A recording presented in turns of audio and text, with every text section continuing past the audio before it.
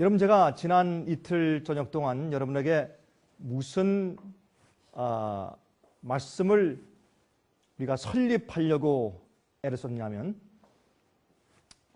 예수님의 재강림이 아주 가까웠다.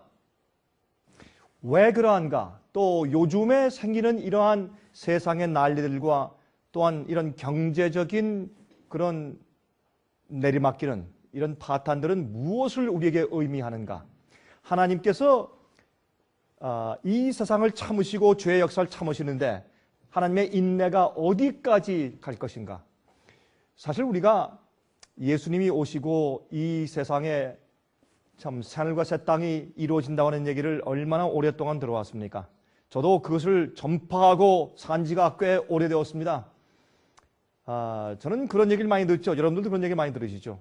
우리 할머니 때부터, 우리 할아버지 때부터, 우리 증조부 때부터 예수님 오신다고 말씀했고, 여러분, 어제 해가 떴고 오늘도 떴고 내일도 뜰 것입니다. 노아 홍수 때 꼭 그랬습니다. 120년 동안 그랬습니다. 빗방울이 떨어지는 그날까지 그랬습니다. 그러므로 여러분, 우리가 언젠가는 이 세상의 죄악의 역사가 끝나야 되며 언젠간 예수님께서 오셔야 할 텐데, 지금 우리가 살고 있는 이 시대에 일어나는 징조들이 예수님의 속히 오심과 무슨 관계가 있는가를 우리가 심각하게 생각해 봐야 되죠. 그래서 제가 예수님께서 속히 오실 수밖에 없는 형편에 대해서 말씀을 드리려고 애를 썼고, 그 다음에 이제 주님께서 더 이상 기다리실 수가 없는 형편에 우리가 처해 있다는 것을 설명하려고 애를 썼습니다. 또 한 가지는 요한계시록 13장에 나오는 예언은 성경 예언 가운데 제일 마지막 예언입니다. 그 이후부터 나오는 예언은 큰 전쟁입니다. 그것은 마지막 시대 전쟁이고 대환란입니다. 그 환란 때 많은 사람들은 의인들은 먼저 성전에 올라갔으며 악인들만 남아서 고난을 당할 것이라고 생각하지만 그것은 전혀 오해입니다. 잘못된 것입니다. 성경은 의인과 악인이 함께 고난과 고통과 환란을 통과하다가 의인은 7장 속에서 전능자의 그늘 아래 천사의 보호함을 받고, 그렇지 못한 자들은 7재앙의 심판을 받을 것이라고 성경은 선포하고 있는 것입니다. 그러므로 이제 계시록 13장의 예언이, 짐승의 표의 환란의 예언이 성취되면 더 이상 우리 그리스도인들은 더 이상 기대할 예언이 없습니다. 더 이상 성취될 예언이 없습니다. 그런데 문제는 옛날 노아 홍수 당시에도 그러한 것처럼 실제 비가 오기 전에, 큰 환란이 오기 전에 은혜의 시간이 먼저 끝나는 것입니다. 그것이 더 중요합니다. 그것이 더 심각한 문제입니다. 그래서 제가 볼 때는 하나님께서 더 이상 이 세상을 참으실 수 없는 입장이 되어 간다는 것을 설명하려고 애를 썼고, 그 다음에 지금 일어나는 세상의 모든 징조들, 그렇죠? 세상이 하나가 되어가는 것들, 세계주의자들의 계획과 그들의 목적, 교황권의 움직임, 또한 미국의 새로운 대통령과 미국 정부의 계획과 또 사회주의적인 정책들, 다시 말해서 이 미국에 대한 예언이 마지막 시대 예언의 끝입니다. 그것은 왜 그러냐 하면, 말씀드렸지만 구약 시대의 예언의 중심은 어디였습니까?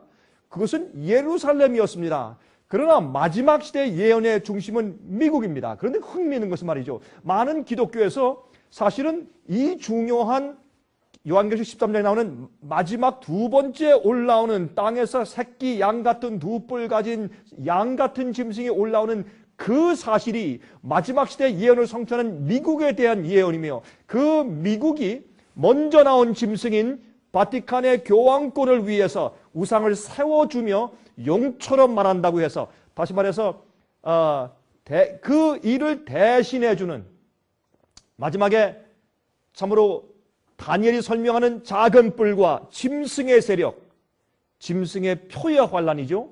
짐승의 표를 이해하기 위해서 그 표를 강요하는 뒤에 마쿠 세력인 짐승의 정체가 누구인지를 우리가 이해해야 되는 것입니다. 그 짐승의 정체에 힘을 주며 높이는 세력이 작은 이 두 뿔을 가진 새끼 양 같은 짐승인 것을 우리가 아는 것입니다. 그 일이 성취되면, 그 예언이 성취되면 그때는 더 이상 그리스도인들이 준비할 시간이 없습니다. 그 다음에 주님께서 행하시는 것은 오순절날 성령 때 다락방에서 성령을 부으셔서 적은 무리가 나가서 큰 힘을 받고 나가서 복음의 씨앗을 뿌린 것처럼 그런 일이 생기면 이제는 주님께서 성령의 능력을 통해서 마지막에 복음이 뿌려진 맨 마지막 추수 사업을 끝마치는 것을 우리가 성경적으로 아는 것입니다. 여러분, 다니엘의 예언은 요한계시록에서 끝을 맺고 구약 성경에서 설명한 그런 실제적인 그 예언들은 마지막에서 상징적으로 영적으로 이루어지는 것을 우리가 알게 되는 것입니다. 그래서 제가 설명드린 것은, 제가 이틀 동안 설명드린 것은, 그러므로 이 미국이 어떤 사회가 되어가고 있다? 통제하는 사회가 되어가고 있다.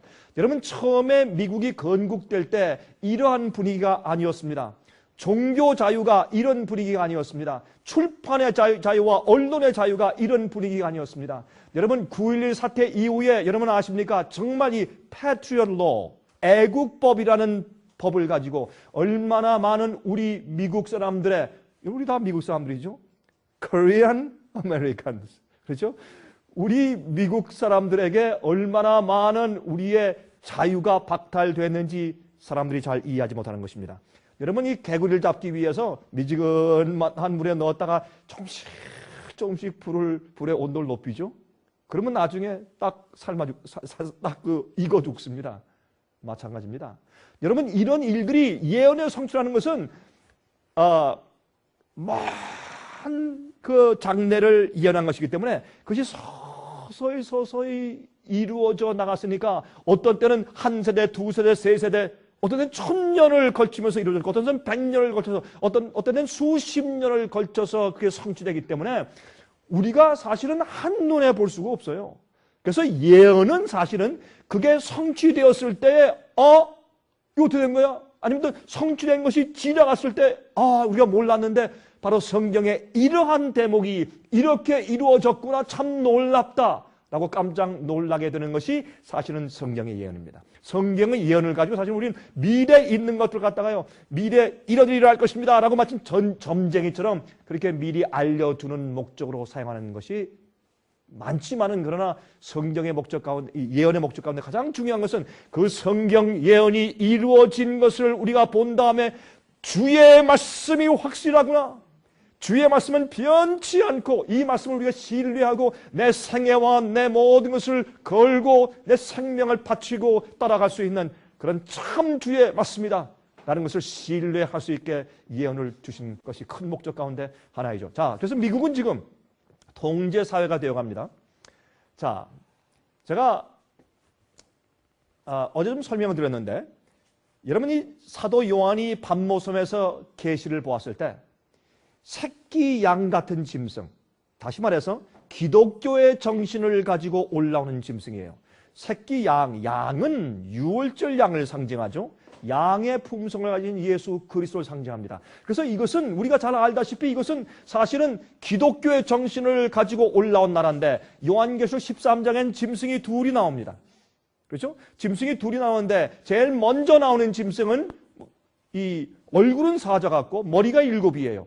그 머리들에 10뿔이 있습니다. 그리고 몸은 표범 같은 짐승, 발은 발 같은 짐승이 나와요. 그래서 이것은 바벨론, 메데페르시아, 헬라, 로마 이 네 나라의 특성이 한 몸에 다 섞여 있는 한 세력이 올라오는 것을 성경은 설명하는 것입니다. 그런데 제가 이것을 설명하면 시간이 이제 오래 가니까 여러분들 가운데서 혹시 제가 쓴 그 요한계시록 강해서를 아직 받지 못하신 분들이나 요한계시록 제 그 강의 비디오를 아직 받지 못하신 분들은 저희 뉴욕 지부에 이제 주문하셔서 받아서 연구해 주실 것을 제가 부탁드리고, 이것은 다름이 아니라 많은 물에서 올라오니까, 바람이 부는데 바다에서 올라오니까, 바람은 성경에서 예레미야에서 보면 그것은 전쟁을 상징했어요. 그래서 또 물은 많은 사람들을 상징했어요. 우리가 예언을 풀 때 예언을 푸는 열쇠가 다 성경에 있어요. 열쇠를 가져야 문을 열죠. 그래서 우리가 이 예언을 풀 때 말이죠, 어떤 목사는 이렇게 풀고 어떤 신학자는 저렇게 풀고 이 사람은 저렇게 풀고 그렇게 혼돈되게 이렇게 저렇게 다 풀어놓으니까 이 보고 듣는 사람들이 혼돈이 돼가지고, 자, 이거 뭐 예언이라는 것은 이렇게 풀 수 있고 저렇게 풀 수 있는 것이나 해서 하나님 말씀에 대한 확신을 허물어뜨리고 혼돈시키는 것입니다. 여러분, 그러나 성경은 뭐라고 말씀해요? 말씀도 하나요, 주도 하나요, 믿음도 하나예요. 진리는 하나예요. 자, 보세요. 성경 예언을 풀이할 때 어떤 때는 그 시간과 사건에 있어서 조금씩 견해가 다를 수 있어요. 아, 어떤 사람은 BC 400년이다. 아니다. BC 450년이다. 이렇게 할 수 있어요. 그럴 수 있을지 모릅니다. 정확한 그 기간적인 예언을 풀 땐 그럴 수 없지만은 또 어떤 사건에 있어서 아, 이것은 불란서 혁명이다. 아니다. 이것은 불란서 혁명이 난 이후의 산업혁명이다. 그렇게 조금씩 견해가 다를 수는 있으나 예언의 줄거리는 하나요. 예언 해석은 하나요. 짐승의 표에 짐승의 정체는 하나밖에 없어요. 짐승의 표가 무엇인가? 아, 짐승의 표는 우리 손에 박는 그런 메리칩이다. 컴퓨터에 606 그런 거다. 무슨 컴퓨터에 무슨 뭐 바코드다. 그렇게 할 수가 없는 것이에요. 여러분, 이 짐승의 표에 대한 해석은 성경에 한 가지밖에 없어요. 이 짐승의 표는 그 짐승의 이름의 숫자다. 그렇게 말했어요. 그 짐승의 이름을 말하는 것이고 그 이름은 사람의 이름의 숫자다. 그렇게 돼 있어요. 컴퓨터 바코드로 풀면 안 되고 그것을 우리 오른손이나 이마에 받게 되는 무슨 뭐 레이저로 무슨 뭐 남발사기고 말이죠. 메리칩을 갖다 집어넣고 이렇게 풀면 안 될 것이죠. 그것은 자기 마음대로 하는 것이에요. 성경의 속에는 예언을 풀 수 있는 모든 열쇠와 키들이 들어있어요. 그래서 바람이 불 때 짐승이 바다에서 짐승이 올라왔다면 바람이 뭐냐 말이에요. 전쟁을 하고 그랬어요. 성경에 바람은. 그러면 바다에서 올라왔다. 물 아니에요. 물은 뭐라 그랬어요. 요한계시록 7장에 보면 이 물은 요한계시록 17장에 보면 물은 사람과 방언과 백성들이라고 했어요. 사람들이 많이 있는 곳에서 전쟁이 나요. 그렇죠? 그러므로 이런 것을 우리가 다니엘 7장에 있는 바벨론과 메데페르시아와 헬라와 로마 이런 데 적용시키면 그 제국들의 흥망성쇠를 이해할 수 있어요. 근데 여기 보면 말이죠. 짐승이 올라오는데 이 짐승은 무슨 일을 하느냐면 참담된 일을 해. 참담된 이름을 가지고 있고 또 어떻게 해요? 42달 동안 42달은 몇 년이에요? 3년 반이에요. 여러분 성경 가운데 한 달은 30일이에요. 1년은 360일이에요. 그래서 성경의 이 루나 캘린더 원력을 통해서 히브리인들이 가지고 있던 그들의 달력 제도였어요. 그래서 그들의 사고방식과 문화를 통해서 이제 쓰여진 성경은 그들이 계산하는 법으로 계산이 돼야 돼요. 그래서 사실은 42달은 얼마예요? 3년 반이에요. 얼마예요? 1260일이에요. 그럼 1260년 동안 성도를 핍박하고 많이 죽이고 하나님께 대해서 큰 말을 하고 참남된 말을 하고 참남된 이름들이 기록되고 성도를 1260년 많이 죽여서 핍박한 세력이 누구냐 말이에요. 이것은 종교적인 세력이에요. 그 내용, 그 예언 자체가 종교적인 세력이라고 말을 하고 있어요. 이런 것을 다 우리가 그 키를 다 가지고서 풀어보면 이것이 말이죠. 마지막 시대에 일어나는 7년 환란 때 생기는 뭐 독재자다. 이렇게 할 수가 없는 것이에요. 그래서 성경을 성경대로 풀지 않고 성경 예언에 이미 주님께서 주신 열쇠를 가지고 풀지 않고 자기 마음대로 풀어요. 어떤 데는 요한계시록 12장에 나오는 붉은 용을 갖다가 아, 붉으니까 중국이다, 러시아다, 공산주의다. 그러면 안 되는 거예요. 그렇죠? 아니 북단은 그 붉은 색깔만 빼내가지고 공산주의다 그러면 되겠어요? 그 붉은 용의 앞뒤를 살펴가면서 그것은 옛뱀 곧 사탄이라고 했으니까 이건 사탄이지, 역사지. 그리고 용 같은 사탄이 이용하는 어떤 세력인 용 같은 짐승이 나오는데 네 번째 짐승은 로마 세력이라고 말해요. 그 로마 세력이 열불로 열방으로 갈라진 다음에 작은 한 뿔이 올라오는데 하나님과 성도와 대적해 싸우는 핍박하는 세력이 나와요. 그래서 그것이 뭐예요? 페이퍼시, 교황권이에요. 이것은 옛날 제가 거듭 말씀드리지만 이것은 종교개혁 당시에 모든 종교개혁자들이 주잉글리, 허스, 제롬, 존 넉스, 요한 칼빈, 루터, 요한 웨슬레, 찰스 웨슬레 모든 여러분 연구해 보세요. 모든 개혁자들이 전부 그렇다고 동의하고 설명해 놓은 것들을 요즘에 와서 왜 엉터리를 푸냐 말이에요. 이 속에는 음모가 있습니다. 사람들을 혼돈시키고 여러분 진짜 앞으로 오는 짐승의 표 환란이 무엇을 의미하는 것인지 깨닫지 못하기 위해서 계속 잘못된 것을 퍼뜨린 오류가 있고 음모가 있는 것입니다. 여러분 그걸 아셔야 합니다. 그런데 이런 일이 성취될 때 미국이 여러분 이 세력은 바다에서 올라왔어요. 사람들이 많이 살고 있는 서부 유럽에서 올라왔어요. 로마 나라는 이태리는 말이에요. 로마시 이태리는 말이죠. 삼면이 바다로 둘러싸여 있는 곳이에요. 정말 물이 있는 곳이에요. 바다에서 올라온다고 표현하기 아주 적적한 짐승이고 사람들이 많이 사는 곳에 올라왔어요. 그러나 미국이 올라올 때 두 번째 짐승은 이 첫 번째 짐승인 교황권이 죽게 되는 상처를 받아서 쓰러지는 그때 다시 부활했죠. 쓰러지는 그때쯤 해서 1776년도에 미국이라는 나라가 기독교 정신을 가지고 유럽에서 핍박에 견디다 못해서 도망은 청교도들이 와서 그들이 여기서 하나님을 믿는 기독교 정신을 가지고 나라를 세우는데 그것은 땅에서부터 올라와요. 그건 물이 아니에요. 사람들이 없는 곳이에요. 전쟁을 통해 생긴 나라가 아니에요. 이건 사람들이 발견해서 이민 모아서 생긴 나라예요. 얼마나 정확해. 근데 이 나라가 앞으로 어떻게 될 것이야? 사람들을 통제하는 일일 것이다. 양처럼 올라왔는데 나중에 뭐처럼 말한다? 용처럼 말한다. 용처럼 말하는 것은 뭐예요? 옛날 마귀가 한 짓이에요. 옛날 중세에 핍박한 그런 모습이에요. 그래서 짐승의 우상을 세우라. 그건 image of the beast예요. 짐승의 형상을 만들라. 예수님의 형상도 image of Christ 아니에요. 그리스도의 형상, 예수님의 품성과 예수께서 다루시는 이 세상을 다루시는 당신의 하나님의 모습이에요. 품성이에요. 그러면 짐승의 우상이 뭐예요? 짐승이 과거에 세상을 지배하고 참된 믿는 자들 많이 죽여서 순교한 그 핍박의 정신. 그때 왜 그것이 가능했습니까? 국가와 종교가 하나가 되었을 때 가능했잖아요. 그렇죠?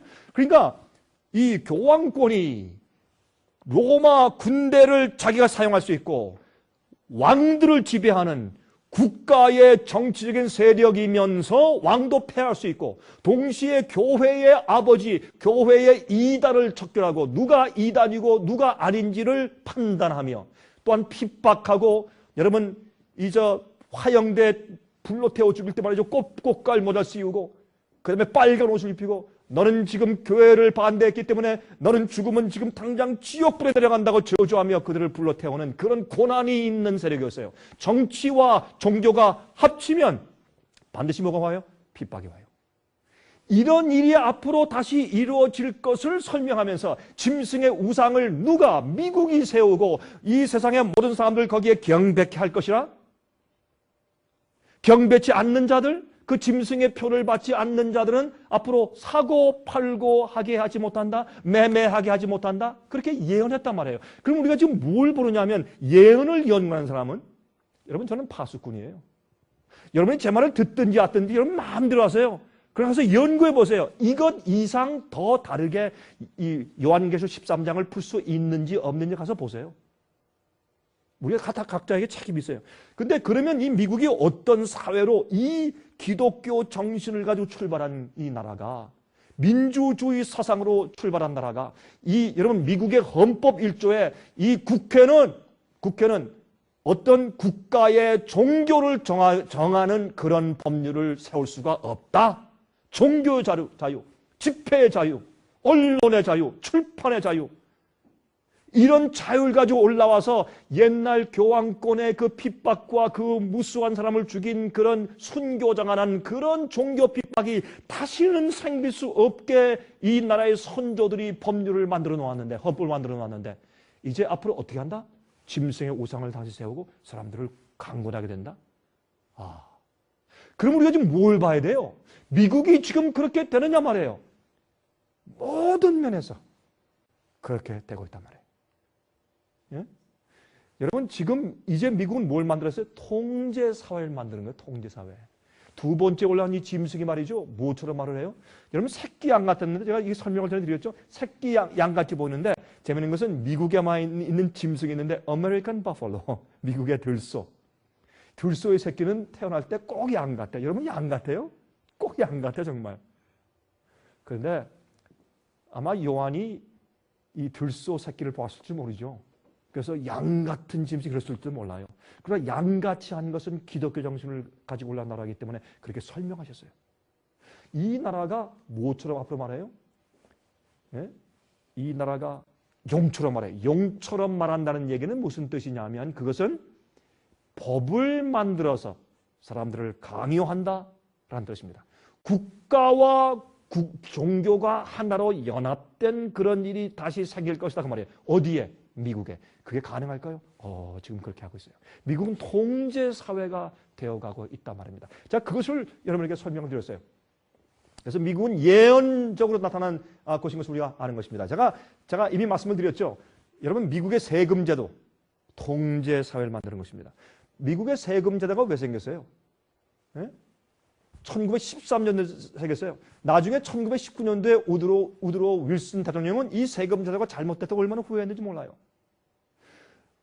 또 그러면 세금을 안 걷으면 어떻게 미국이 운영되느냐, 제가 다 설명을 드렸죠. 어떤 사람들은 인컴택스를 나 못 냅니다. 법적으로 인컴택스라는 법이 있으면 갖다 주십시오. 이래서 이제 법정에 나가면 이겨서 세금 안 내는 사람들이 미국에 많이 있다는 걸 설명을 드렸어요. 이건 진짜입니다. 제가 하는 얘기 아니에요. 여러분 한번 찾아보세요, 역사에. 그래서 통제 사회를 만들어 가고 있다는 것을 설명을 드렸어요. 요즘에 있는 경제적인 어려움은 이것은 미국을 통제 사회로 만드는 또 하나의 큰 발판이 되고 있어요. 이것을 미국 정부는 이용하고 있어요. 아니, 세계주의자들은 이용하고 있어요. 미국이 이 세상에서 슈퍼파워고 독단적으로 마음대로 할 수 있는 그 세력을 꺾어뜨려야 그래야 세계적인 한 글로벌 빌리지, 세상이 하나로 묶여져서 도덕적인 왕이며 교회의 왕이며 세상의 군주를 호령하는 교황이 다시 세상을 다스릴 수 있는 기반이 생겨요. 그래서 여러분 이런 것들, 이 위기는, 그래서 교황이 계속 이 위기는 우리에게 굉장히 중요한 기회다. 그 얘기를 누가 했어요? 엘 고올 옛날 부통령이 했어요. 조지 부시 대통령이 했어요. 오바마 대통령도 그런 얘기를 해요. 예? 이 위기는 우리가 그냥, 여러분 제가 어제 말씀드렸지만 골든 브라운 영국 그 총리 뭐라 그랬어요? 이번 기회를 우리가 소리 놓치면 안 된다. 이 세상을 올바르게 컨트롤할 수 있는 우리의 절호의 기회다. 그런 얘기를 왜 하겠어요? 이것은 그저 우연한 얘기가 아닌 것을 여러분께서 기억해서 하셔야 할 것입니다. 기록적인 총탄 주문량이 하늘을 지금 솟고 있어요. 미국에. 왜 그럴까요? 불안해요, 사람들이. 사회에 불안이 생겼어요. 이럴 때 어떤 일이 생겨요? 이 미국을 통제하는 법들을 자꾸 만들어요. 여러분 지금 National Healthcare Law, 국가 이 건강보험책, 그러니까 싱글 페이어, 그러니까 다시 말해서 국가가 다 페이해 주는 거예요. 그러면 우리는 다 건강보험을 위한 세금을 내야 돼요. 그래서 한 사람 빠짐없이 모두 다 지금 미국에 한 4,500만 명 정도가 건강보험이 없이 살아요. 그렇기 때문에 모든 사람을 커버하기 위해서 건강보험제를 만든다 하지만 이 뒤에, 여러분 제가 이거 설명할 시간이 없기 때문에 안 하겠어요. 그 뒤에 참 엄청난 일들이 숨어 있어요. 이런 것들 때문에 전부 다 미국 국민 하나하나를 통제하는 통제사회가 되어가고 있다는 것을 여러분께서 아셔야 돼요. 여러분 마귀는 뭐 마귀가 무슨 뭐 바보인 줄 아세요? 마귀는 기가 막혀요, 머리가. 믿는 자들이 성경을 믿고 나가서 기도하고 찬송 부르는 사람들이 전혀 알지 못하게 살짝 만들어서 뒤에 와서 뒤통수를 딱 때려버려요. 그게 마귀가 하는 짓이에요.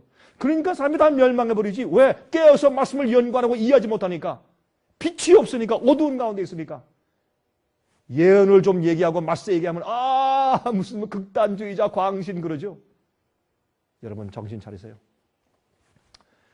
영국의 골든 브라운 총리가 말한 것을 어제 말씀드렸습니다. 역사가들은 우리의 시대를 뒤돌아보며 이 시기는 그저 평범한 시기가 아니라 역사의 방향을 가늠하는 시기로서 과거에 없었던 역사의 변화를 가져오는 시기요. 한 장면이 지나가고 다른 장면의 역사가 시작되는 시점이라고 평가할 것입니다. 라고 아주 심각한 얘기를 했어요. 이것은 여러분 이 얘기는 이전 역사가 바뀐다. 새로운 시스템이 옵니다. 그런 뜻이에요. 이 그냥 간단한 얘기가 아닙니다. 2009년 7월 8월부터 10일 동안에 3일간 이태리에서 열렸던 세계 경제 8개국 정상회의의 시점을 맞춰서 교황 베네딕트 16세는 이제 자본주의는 실패했다. 여러분 신문에 다 들으셨죠? 자본주의는 실패했다. 고 전지하면서 이 바탄의 벼랑에 서 있는 세계 경제를 해결하기 위한 바티칸의 계획표를 제시했어요. 여러분 그런데 그 계획표를 갖다가 Charity in Truth, 진리 안에서의 진정한 자선이라는 제목으로 144페이지에 교황의 제3문서가 나왔어요.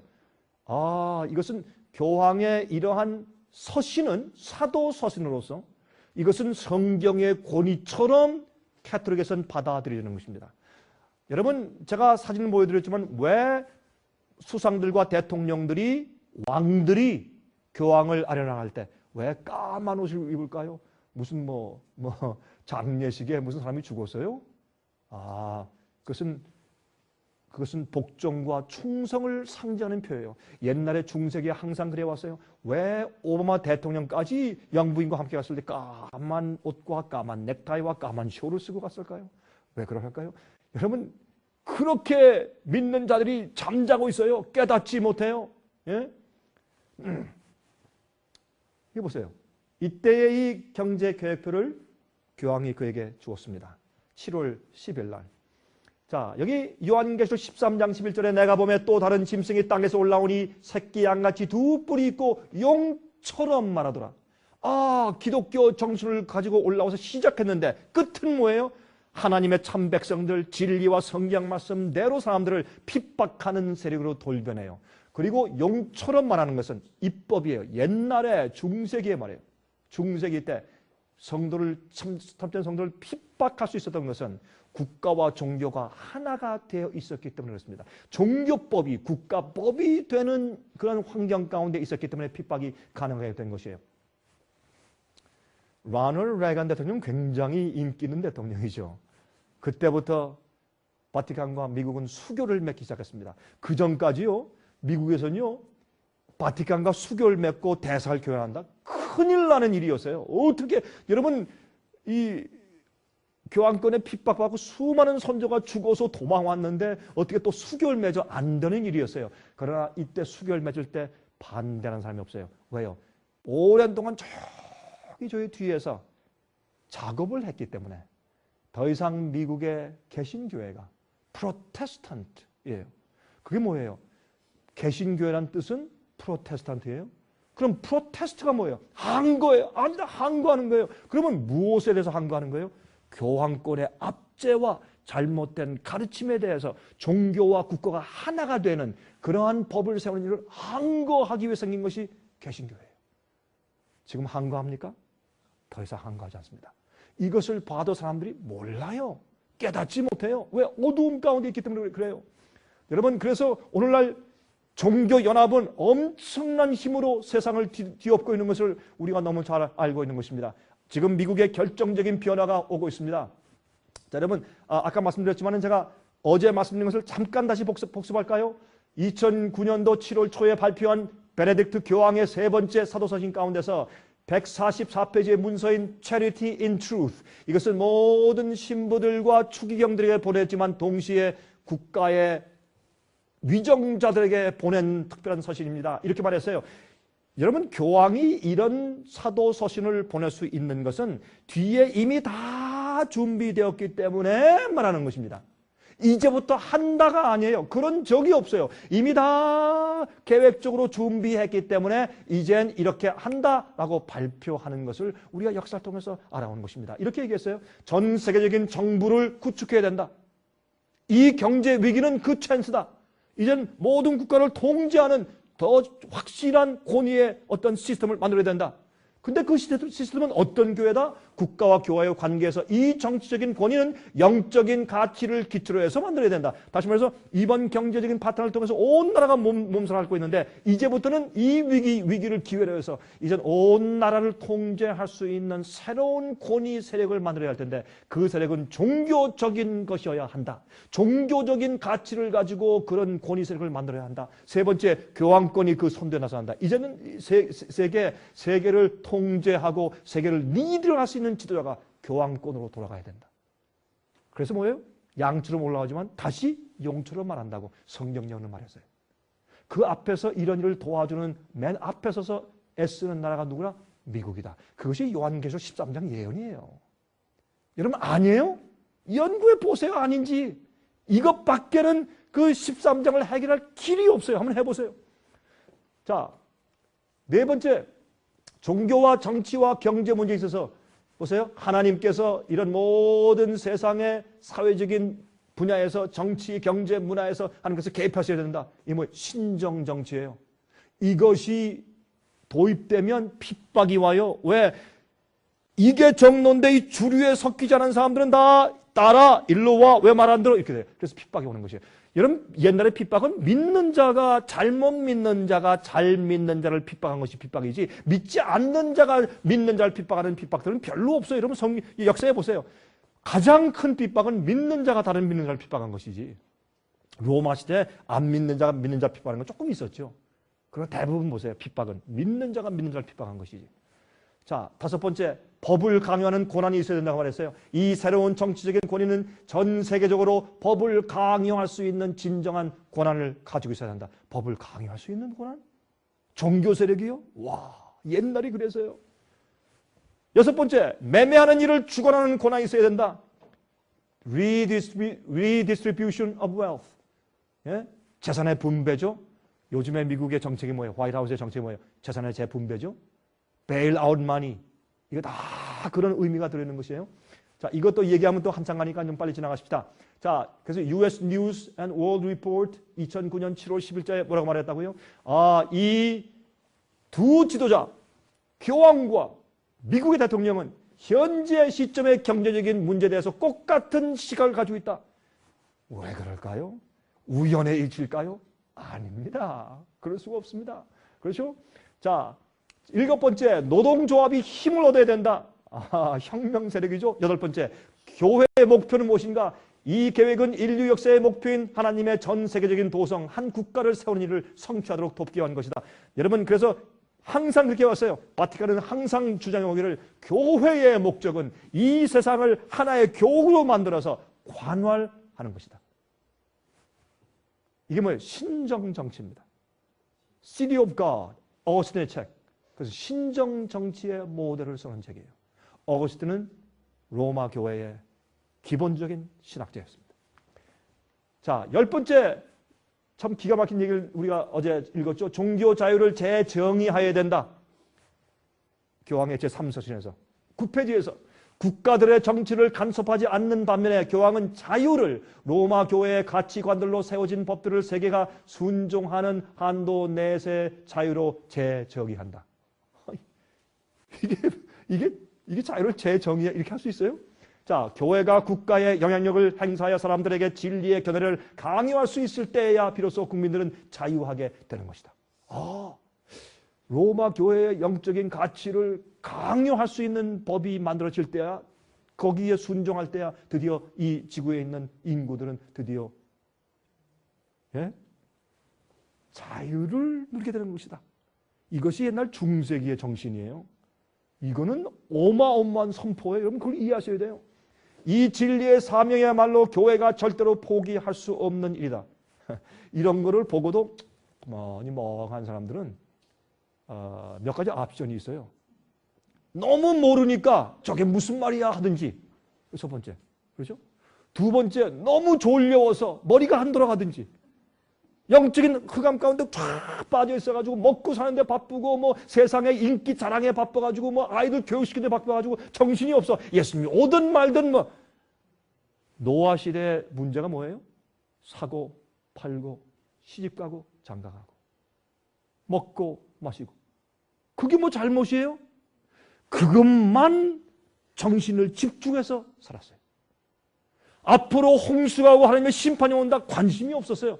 그래서 그들이 멸망당할 때까지 그들이 깨닫지 못한지라.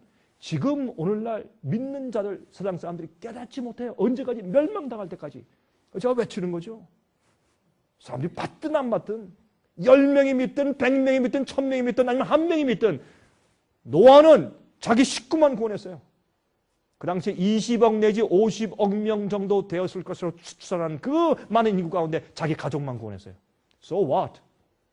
하나님의 목적 뭐예요? 노아를 통해서 새로운 인구를 퍼뜨리셔야 돼요. 왜? 메시아가 와야 되니까. 그 당시 사람들은 말이죠. 메시아가 태어나기도 전에 이미 노아 홍수 때 그때 자기들 스스로 자멸할 수 있는 그런 입장이 되어버렸어요. 너무 악하고 창조 질서를 파괴하고 도덕적으로. 그들의 문명사회에서 제가 더 이상 설명 안 드리지만 그때 하나님께서 어떻게 해요? 악한 자를 홍수로 멸하시고 다시 시작해서 메시아가 오실 때까지, 십자가 있을 때까지 붙으셨어요. 이 지구상 역사를.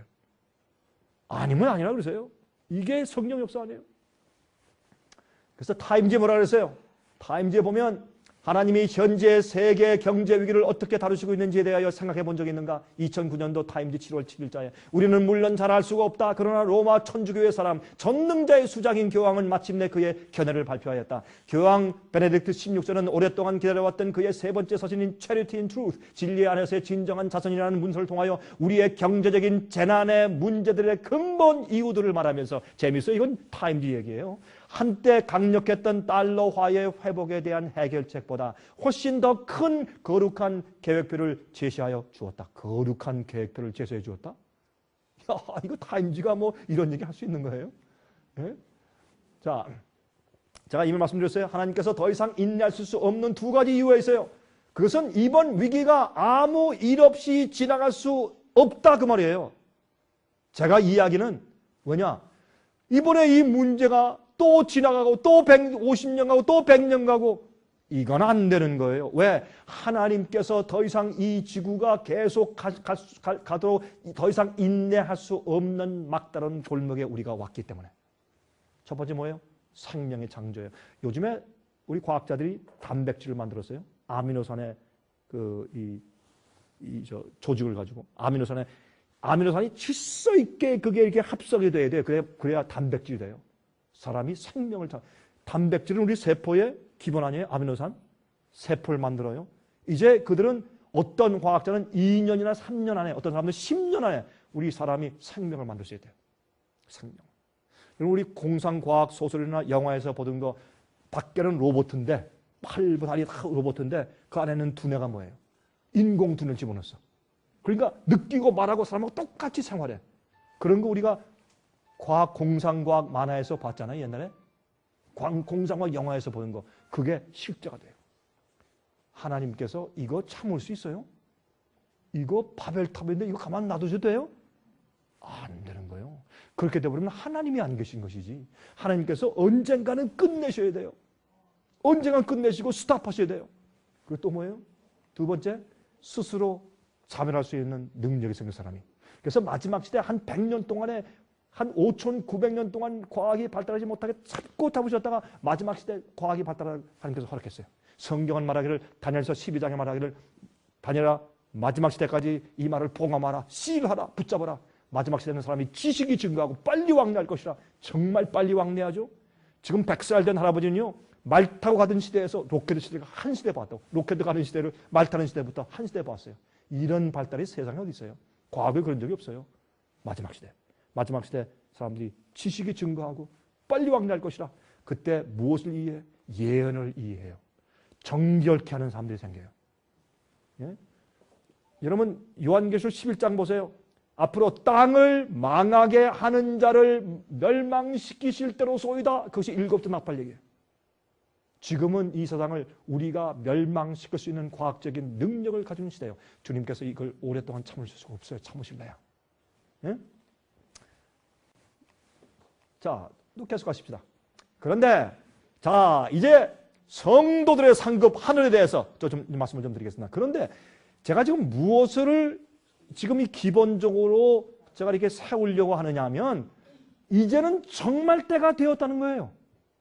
이게 또 회복돼서 또 50년 가고 100년 가고 그렇게 기대하지 마십시오. 제발. 그거 아닙니다. 그러면 우리에게 가장 중요한 것은 당장 우리 아이가 지금 아이비리그에 합격되느냐 안 되느냐가 아니라고 말이에요. 제가 이런 얘기 가끔 하죠. 어떤 사람들은 말이죠. 아이들 좋은 학교 보내가지고 전부 다 무신론자 만들어.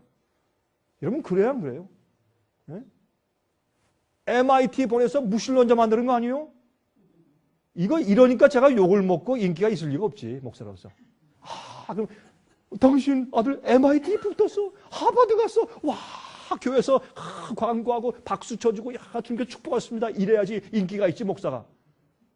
그 사람 큰일 났네, 이제. 당신 이제 아들 갖다가 잃어버릴 가능성이 더 많아. 그러니까 제가 욕을 먹죠. 그럼 그렇게 말을 해야지. 사실은 사실이니까.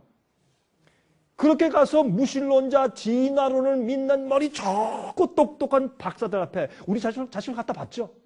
옛날에 여러분 몰렉신에게 뭘 바쳤어요? 어린 애기를 갖다 바쳐서 불에 태워서 갖다 바치는 게 몰렉신 섬기는 우상숭배여서 지금 많은 사람들이 우상숭배 자기 아이들을 잘 키워서 말이죠. 두 짭씩 띄워가지고 돈을 벌어가지고 학자금 많이 대줘가지고 아이비를 읽어가서 무신론자 하나님을 무시하고 성경들을 믿지 않고 예언도 모르고 진화론 가리키는 석학들 앞에 가서 딱 갖다 바치고서 가르쳐 주세요 하고 가서 빌어. 내 아이를 이 세상에서 가장 성공적인 사람 만들어주세요. 갖다 바쳐. 그 아이들이 그런 석학에서 기가 막힌 무신론적인 강의를 듣고 그들 마음 가운데 무엇이 생길까요? 의혹과 의심이 생기죠. 그게 씨가 돼요. 주님을 믿는 옛날의 단순한 신앙이 다 없어져 버려요. 그렇게 하면서 우상을 섬겨요. 화면 통해서 보시는 분들이시요. 제 얘기가 맞습니까? 만약 제 얘기가 아니면 하면 가슴에 손을 얹고 한번 기도해 보세요. 제 얘기가 맞는지 안 맞는지. 지금은 우리가 이 땅에서 번영하고 성공하는 것에 관심을 둘 때가 아니에요. 이제 내 가족을 하나님의 전능한 날개 아래 모으고 우리가 정말 마지막을 위해서 준비하고 우리 성결 위해서 준비하고 하나님 앞에 매일매일 인정받기 위해서 애쓰는 삶을 살아야 될 것이요. 저는 이 세상에 언제 끝날는지 1년 후, 2년 후, 3년 후, 5년 후 저는 몰라요. 저는 그런 계시를 받은 적이 없습니다. 그러나 제가 양심적으로 연구한 이 예언과 예언의 징조와 성취와 세상에 돌아가는 것과 진정한 성경의 세계사를 연구할 때 저는 양심적으로 가만히 있을 수가 없어요. 이제 세상은 거의 다 됐어요. 하나님의 영광을 위해서만 살아야 돼요. 여러분 그런데 이 사도 요한이 계시 가운데 보면서 뭘 반주하십니까? 예수께서 이 땅에 곧 재림하실 것을 보면서 예수께서 오실 때 성도들에게 주실 기업, 하늘의 상급을 가져오실 것을 그런 예언 가운데 보았어요. 여러분이시여, 우리가요 하나님의 기업을 받기 전까지 잠깐 동안 우리가 환난을 통과해야 돼. 절대 여러분 믿는 자 의인들은 미리 살짝 비밀리에 살짝 들어서 휴거당에 올라간다. 믿지 마세요. 그거 아닙니다. 성경에 그런 가르침이 없습니다. 그거 절대 아니니까 여러분 혹시 그렇게 아직도 그렇게 생각하는 사람이 있으면 제발 돌아가실 때 소책자를 가지고 와서 비밀 휴거는 성경적인가? 그걸 좀 읽어보세요. 그게 과연 성경적인지 아닙니다. 그렇지 않습니다. 여러분 그러므로 우리는 환난을 통과할 텐데 하나님의 인을 받고 주님께서 보호하시는 천사의 날개 밑에서 통과하는 믿음과 성품을 준비해야 돼요. 그런 자들을 위해서 하나님께서 살아계신 하나님의 인을 그 이마에 친다고 말씀하는 것이에요. 그런데 이제 이 예수께서 오신 다음에 천년기 이후에 성도들은 하늘에 올라가서 천년 동안 왕노릇한다 그랬어요. 그 다음에 천년기 이후에 내려오는데 새 예루살렘 성이 내려온다고 되어 있어요. 그래서 이 땅이 무엇이 된다? 새 하늘과 새 땅이 된다고 요한계시록은 설명하고 이사야 66장은 옳소 그렇게 말합니다. 그래서 구약과 신약은 똑같이 결론을 내리고 있어요. 근데 왜 자꾸 이 세상에서 복천년이 생긴다고 말을 하냐 말이에요. 아닙니다. 여러분 마지막에 천년기 이후에 악인들이 부활이 있고 그 다음에 하늘에 새 예루살렘 성도의 기업인 그 도성이 내려온 다음에 악인들을 멸망시킨 다음에 주님께서 이 세상을 재창조하시고 황폐되었던 세상을 질장으로 황폐되어서 천년 동안 묵은 세상을 그러니까 이 땅이 어떻게 돼요? 우리가요 땅을 다 태폐하게 만들어버린 땅을 천년 동안 묵혔으니까 세상에 굉장한 옥토가 되는 것이죠. 그렇죠? 더 이상 우리가 케미칼을 안 만들어요. 공장 폐수를 더 이상 의인들은 안 만들어 그런 거. 그러니까 이 옥토로 영원히 가는 것이에요. 새 하늘과 새 땅. 그 기업이 이제 우리가 오는 것이에요. 자, 우리 그것을 좀 연결하려고 합니다. 자, 하늘에서 이제 이런 새 예루살렘이 오는데 이런 그림은 이게 뭐 진짜 그림은 아니지만 그래도 우리가 보면 우리 마음 가운데 위로가 되잖아요. 그러니까 제가 이 그림을 좀 보여드리는 것이에요. 참 예수님과 함께 생명 강가를 거닐면 우리가 예수님께 물어볼 질문이 얼마나 많을까요? 저는요 의심은 없어요. 의혹도 없고 그러나 제 마음 가운데 질문이 있어요. 전 알고 싶은 게 많아요. 전 예수님이 이럴 땐 왜 그러셨습니까? 이건 왜 이렇습니까? 전 물을 게 많습니다. 그러나 제가 하나님을 믿고 하늘을 믿고 예언을 믿을 수 있는 충분한 증거가 있기 때문에 That's enough. 그게 충분해요. 그러나 아직도 제 마음에 채우지 못하는 질문이 있어요. 여러분들도 그 질문이 있죠? 여러분들 제발 의심은 가지지 마십시오. 그러나 질문을 가지는 것은 잘못된 것이 아닙니다. 우리가 하늘에 가서 이제 하늘에 가서 우리 생애빛 동창회 한번 합시다. 그거 가능합니까? 생명강 옆에서 말이죠.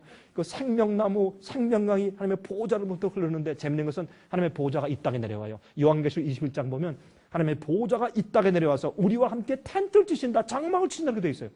하나님의 보호자가 우주 중심이 아니라 이 지구야 이제. 이건 굉장한 천문학적인 변화예요. 우주의 별세계 변동이라고. 하나님이 이 지구에 오셔서 우리와 함께 장막을 치시고 우리와 함께 거하신다 그랬어요. 왜요? 잃어버렸던 양이 돌아왔어. 99마리 양은 놔두고 한 마리 양을 찾아서 이 지구에 오셨어요. 건지고 안고서 돌아가셔서 이 지구에 당신이나 하나님의 보호자를 세우시는 것이에요. 이건 이해할 수 없는 놀라운 축복이요. 그 하나님과 나를 위해 십자가 돌아가신 그 예수님과 함께 영원히 살 것이요. 우리의 찬송과 감사가 영원토록 올라갈 것이요. 어떤 사람은 그래, 하늘은요, 아이고, 목사님 하늘에 올라가면 그 뭐 구름에 둥둥 떠서 뭐 검거나 타고 호산나 찬송이나 부르다가 또 할 게 뭐 있어요? 별거 있어요? 아니에요. 하늘은 익사이트한 곳이에요. 하늘은 너무 좋은 곳이고 할 일이 너무 많고 계획도 많고 집도 짓고 포도원도 가꾸고 그런데 땀이 안 나고요. 모기도 없어요. 파리도 없어요. 거긴 개분 냄새나는 걸 부을 필요도 없어.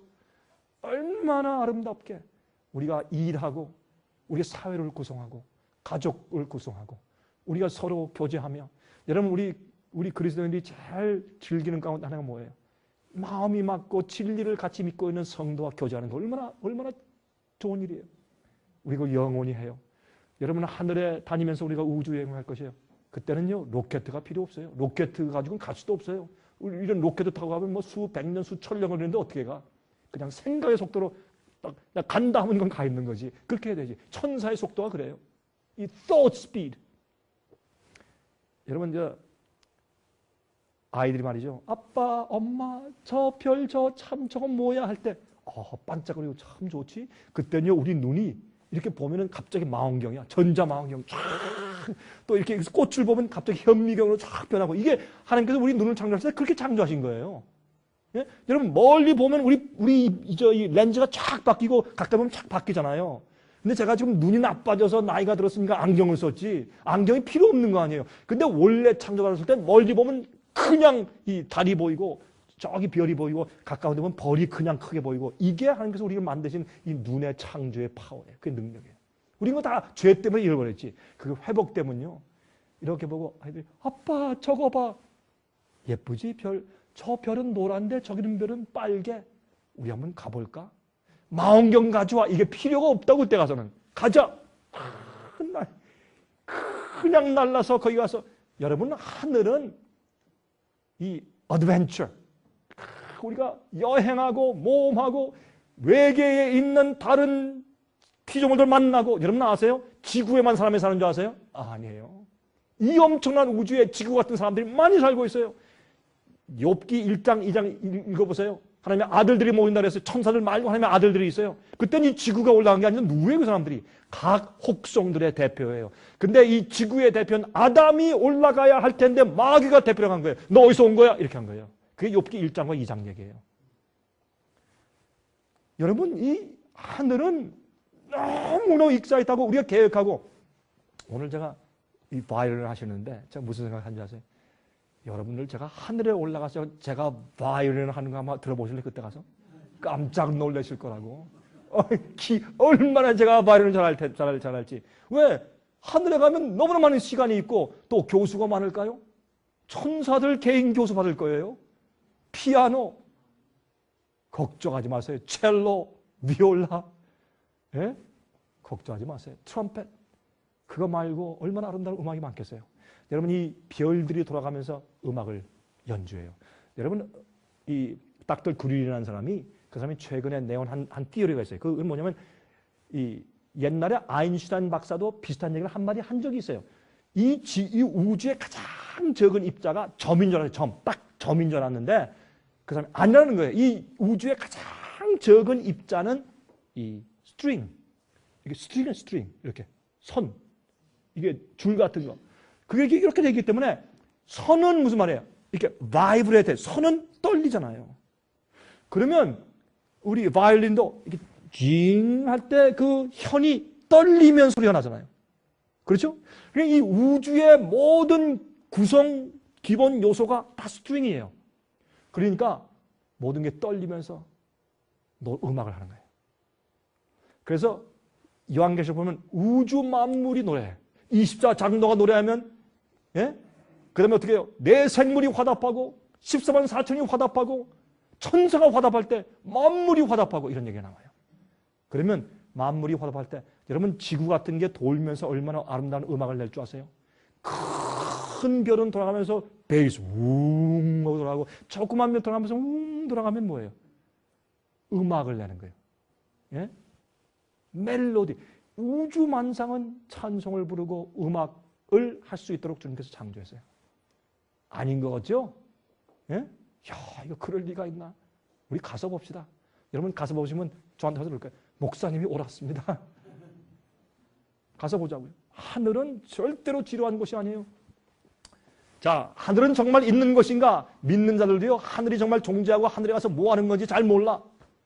가르치지 않으니까 성경을 한번 보십시다. 어떻게 되는가? 타임즈에 한 번은 이런 그 표제가 나왔어요. Does heaven exist? 하늘이 과연 존재하는 것인가? 그렇게 하늘이 어디 있나 찾아요. 이렇게 하늘에서. 그런데 성경을 보십시다. 마태복음 6장 9절과 10절에 보면 주기도문에 어떤 말씀이 있어요? 나라의 임하옵시며 뜻이 하늘에서 이룬 것 같이. 다시 말해서 하늘이 이 땅에 임하옵소서라고 말했으니까 하늘이 이 땅에 오는 것이에요. 맞습니까? 하늘이 존재해요. 또 보십시다. 우리가 다 아는 것 같지만 다시 짚고 지나가십시다. 마태복음 5장 5절 온유한 자는 복이 있나니 저희가 땅을 기업으로 받을 것이요. 아, 이 땅이 새 하늘과 새 땅이 된다고 성경은 선포하고 있다. 그 말이에요. 그 다음에 이사야 65장 17절 보세요. 보라 내가 새 하늘과 새 땅을 창조하나니 이전 것은 기억되거나 마음에 생각나지 아니할 것이라. 요한계시록 21장에 그랬죠. 내가 보라 내가서 이 세상을 창조하는데 이전 것은 지나갔으니 보라 새 것이 되었도다 라고 똑같은 말씀을 요한계시록 21장에 말씀했어요. 그런데요, 이 성경 말씀을 성경에 있는 말씀 진리 그대로 선포하면 사람들 무리가 갈라져요.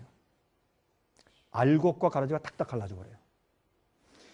정말 마음 가운데 하나님 난 정말 하늘을 사모합니다. 난 주님과 함께 영원히 있길 원하고 난 이 세상 이것은 나그네지 난 여기서 영원히 말뚝박을 사람은 아닙니다. 그런 간절한 믿음을 가지고 사는 사람들은 이런 얘기하면 너무 기뻐하고 좋아해요. 그런데 세상에 소망이 많은 사람들, 세상에 포부가 많은 사람들은요, 이런 얘기 들으면 아주 싫어해요. 듣기 싫어요. 세상에 있는 축복에 대해서 많이 설교해야 사람들이 좋아해요. 그런 교회 사람들이 많이 가. 제 말이 잘못됐어요? 그래서 영적이 아니고 세속적이 되었다고 말해요. 자, 이사야 66장 17절부터 25절 보세요. 보라 내가 새 하늘과 새 땅을 창조하나니 이전 것은 기억되거나 마음에 생각나지 아니할 것이라. 너희는 나의 창조하는 것을 인하여 영원히 기뻐하며 즐거워할지니라. 보라 내가 예루살렘으로 즐거움을 창조하며 그 백성으로 기쁨을 삼고 내가 예루살렘을 즐거워하며 나의 백성을 기뻐하리니 우는 소리와 부르짖는 소리가 그 가운데서 다시는 들리지 아니할 것이며 호소하고 난리치고 억울하다 하고 울고 통곡하고 탄식하는 일들이 다시는 없을 것이라 말해요. 왜? 거기는 의인들만 사니까. 예수님처럼 변화받은 사람들만 사니까. 거기는 날수가, 이것 때문에 가끔 저한테 이제 질문이 와요. 이렇게 집회할 때. 거기는 날수가 많지 못하여 죽는 유아와 수완이 차지 못한 노인이 다시는 없을 것이라. 곧 100세 죽는 자가 아이겠고 100세 못 되어 죽는 자는 저도 받은 것이니라. 이 말씀을 보면 그럼 하늘에도 죽는 것이 있네요. 오래 살긴 오래 살지만 그렇게 오해 아니에요. 이것은 식귀예요. 문학적인 표현이요. 100세 죽는 되니 그건 어린아이에 불과한 거야. 하늘 가면 영원히 사는 거야. 그런 뜻이란 말이에요. 그런 강조점이란 말이에요. 그들이 무엇을 건축해요? 여기에. 무엇을 건축해? 가옥. 가옥이 뭡니까? 어려운 말이에요. 집을 건축하며 집을 짓는 게 있네 하늘에. 하늘은요. 이 하늘과 새 땅을 살 때는 지루한 것이 아니에요. 아무것도 안 하고 검은 것만 타고 찬송만 부르는 것이 아니에요. 거긴 계획도 있고 우리가 하는 일도 있고 찬송도 하고 모여서 일주일에 한 번씩 예배도 드리고 다 그런 것이 하늘이에요. 가옥을 건축하고 그것에 거하겠고 또 포도원을 재배하고 열매를 먹을 것이며 생명나무 과실만 먹은 줄 아세요? 여러분 아담과 해와를 에덴 동산에 두시고 어떻게 했어요? 생명나무를 주셨어요. 생명나무는 그걸 먹어야 그들의 생명이 영원히 유지가 돼. 특별한 영양분이 있는 것 같아요. 우리가 뭔지 지금 이해 못하지만 가서 따먹을 때 우리가 한번 보십시다. 무슨 맛이며 그걸 먹었을 때 우리 어떤 느낌을 느끼는지 그때 가서 보자고요. 그러나 그것만 있어요? 아니에요. 바나나, 귤, 참외, 복숭아, 사과 다 있어요. 포도까지 있더라고요. 포도까지. 근데 요즘에 있는 거 제가 좋아하는 과일 가운데 하나가 백도 아니에요. 어떤 분들은 제 설교를 듣고 많은 분들이 아시더라고요. 전 백도를 제일 좋아해요. 근데 요즘에 우리 집사람이 이제 백도 저 종안가 가서 시장 가서 백도를 한국 식품점에서 사왔는데 요즘에 백도는 싱거워서 못 먹겠어요. 싱거워서 진짜 백도 철이 아니니까 하늘에 가서 하늘과 새 땅의 백도는 그게 아니에요. 자, 하늘엔 우리가 일하며 힘들지 않고 계획하고 집을 짓고 여러분 카탄을 치는 집이 아니에요. 그건 죄가 없고 도둑이 없으니까. 어떤 집인지 가서 보자고요. 그리고 거기서 우리가 거하고 포도를 재배하고 열매를 맺고 얼마나 평화스럽게 우리가 사는 것이에요. 영원토록 배워요. 영원토록 발전해요. 영원토록 우주를 여행해도 끝이 없어요. 이게 하늘이에요. 또한 그곳에 가면 나를 위해서 하나님이 세상을 이처럼 사랑하사 독생자를 주셨으니 독생자를 빌려주셨어요? 아니에요. 주셨어요. 주어 버리셨어요. 예수님은 영원히 우리 인간 가족의 일원이 되셨어요. 예수님께서 부활하실 때 우리가 의인이 앞으로 부활할 때 얻는 영광스러운 그 몸을 가지고 하늘에 올라가셔서 우리의 맏아들이 되셨어요. 우리 인류의 대표가 되셨어요. 그래서 성경은 예수님을 둘째 아담이라고 불러요. 이제 우리가 하늘에 가면 예수님이 우리 지구의 인류의 대표라. 얼마나 감사하고 자랑스럽겠어요. 나를 위해 십자가에서 고난당하신 생명까지 바치신 주님을 우리가 배웠고 우리 지구의 대표를 삼고서 우리가 영원히 거할 것이에요. 우리가 주님 만나서 우리가 드릴 말씀이 얼마나 많을까요? 저는 옛날에 그런 적이 있어요. 나는 주님 만나서 제일 먼저 할 일은 뭐냐면 예수님께 제 면류관을 벗어 던지고 하나님 나 이거 받을 자격이 없습니다. 주님의 은혜로 왔는데 내가 어떻게 감히 내가 이 면류관 쓰겠습니까? 주님의 은혜고 주님의 공로고 주님의 축복인데 그렇게 하고 그 다음에 저는 기회가 있으면 예수님의 가슴에 제 손을 한번 얹고 싶어요. 주님 저 때문에 제가 이 땅에 살 때 얼마나 가슴이 아프셨습니까? 죄송합니다. 죄송합니다. 나 이제 영원히 주님을 찬송하겠습니다. 저 때문에 얼마나 마음 상하셨습니까? 주님. 나 그렇게 하고 싶어요. 하늘에 가서. 그 주님과 함께 여러분 영원히 살고 싶은 마음이 없어요? 그게 하늘이요, 그게. 예? 자, 그들의 건축한 데 타인이 거하지 아니할 것이며 그들의 재배한 것을 타인이 먹지 아니하리니 이는 내 백성의 수완이 나무의 수완과 같겠고 나의 택한 자가 그 손으로 일한 것을 길이 누릴 것이며 그들의 수고가 헛되지 않겠고 그들의 생산한 것이 재난에 걸리지 아니하리니 그들은 여호와의 복된 자의 자손이요 그 소생도 그들과 함께 될 것임이라. 그들이 부르기 전에 내가 응답하겠고 그들이 말을 마치기 전에 내가 들을 것이며. 왜요? 예수님이 바로 우리 곁에 계시니까. 네? 그런 표현이에요. 이리와 어린 양이 함께 먹을 것이며 사자가 소처럼 짚을 먹을 것이며 뱀은 흙으로 식물을 삼을 것이니 나의 성산에서는 해함도 없겠고 상함도 없으리라. 여호와의 말이니라. 그곳에는 상함이 없어요. 이기적인 사람이 없어요. 예수님의 품성으로 의롭게 변화된 사람들만 거기 가요. 죄를 승리한 자들만 가요. 영적인 이스라엘만 가요. 승리자만 가요. 이스라엘의 뜻은 승리자니까. 그렇죠? 여러분 그 호주에 가면은 특이한 새가 있어요. 이 새를 우리가 쿠카바라고 쿠카바라. 이 새는 신기한 새예요. 이 새는 이렇게 저 가서 봤는데 막 날아갈 때 우는 소리가 사람의 웃음소리 같아. 딱 날아서 와 그러고 날아가요. 꼭 사람 웃는 거 같아. 근데 한 사람이 말이에요. 진짜로 한 사람이 이게 이제 도끼로 나무를 패고 있었는데 도끼 자루가 뒤로 확 이게 가는 바람에 그만 뒤로 넘어져서 물통에 확 빠졌대요. 그러니까 나무 위에 앉아있던 쿠카바가 우와 그랬어요. 근데요 참 재밌는 게 여러분 우리가 하나님의 창조를 즐긴다는 것이 여러분 무슨 뜻인지 우리가 이해해야 돼. 이 도시에서 정신없이 돌아가면서 사니까요 이 천연계와 꽃이 뭔지를 잘 몰라 사람들이. 당장 먹고 살 게 없고 당장 지금 뭐 돈을 벌어야 되는데 당장 빨리 이 트래픽을 뚫고서 가서 직장 가야 되는데 언제 그것을 감상할 시간이 어디 있어? 마음의 여유가 없어요. 하늘은 하나님께서 창조하신 모든 것들을 다 감상할 수 있어요. 시간이 있으니까. 풀을 이렇게 만드신 거구나. 여러분 물을 보세요. 물이 흘러내려갈 때 물은 싸우잖아요. 자연계는 싸우잖아요. 타락해서 자연계도 타락한 것이 있지만은 물은 싸우잖아. 다 흘러 여기서 딱 막히면 굽어서 가. 여기 막혀요. 또 굽어서 가. 이렇게 또 내려가다가 그다음에 또 돌이 딱 막혀 있으면 또 이렇게 지나서 가. 여러분 잎사귀 보세요. 잎사귀. 같은 곳에 내가 나갈래 싸우는 거 보셨어요? 하나가 잎사귀가 딱 여기 나면 왼쪽으로 딱 나고 또 하나 이렇게 되어요. 이 창조물은 질서요. 꽃도 그 기가 막힌 색깔의 아름다운 그 꽃 향기 이게 어떻게 우연히 생겼어? 말도 안 되는 얘기지.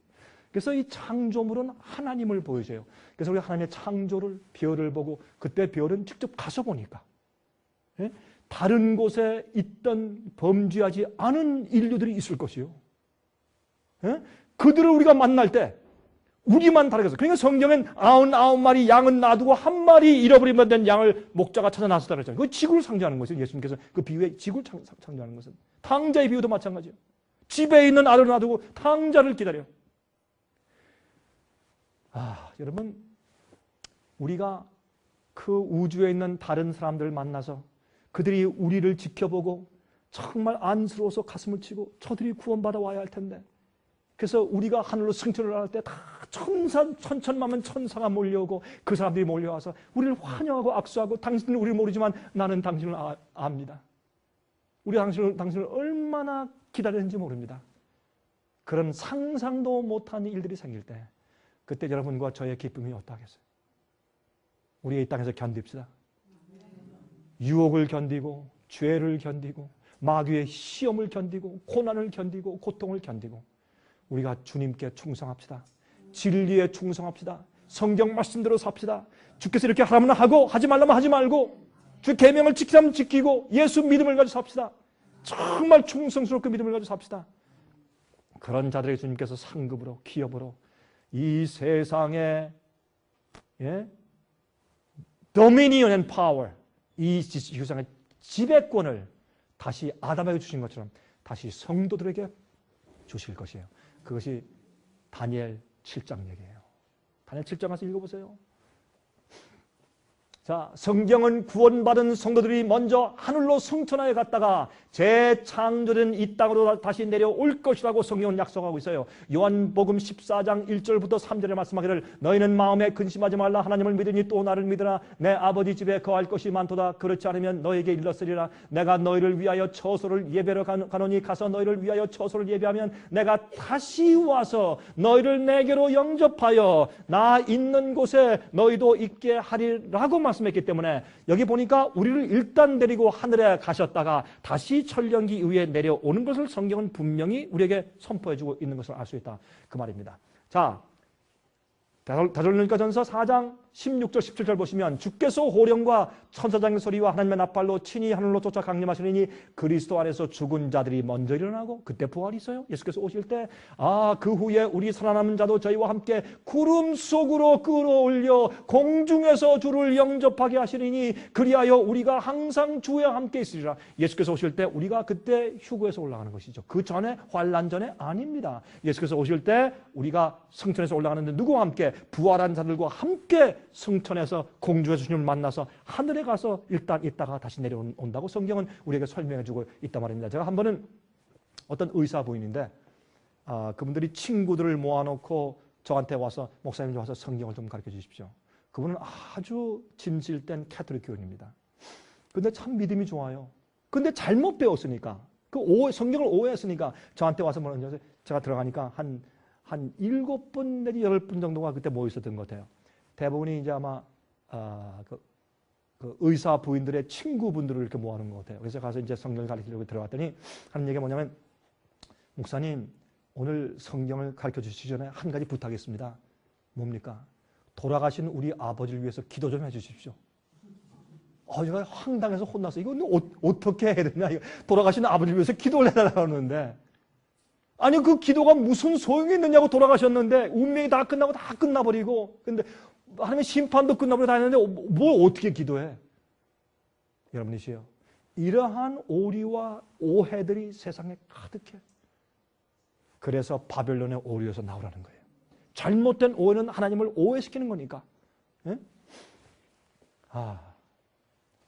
요한복음 17장 24절 아버지여 내게 주신 자도 나 있는 곳에 나와 함께 있어 아버지께서 창세 전부터 나를 사랑하심으로 내게 주신 나의 영광을 저희로 보게 하시길 원하나이다. 우리를 데리고 일단 하늘에 가신다는 것을 성경은 선포하고 있단 말이에요. 예수께서 하신 말씀이에요.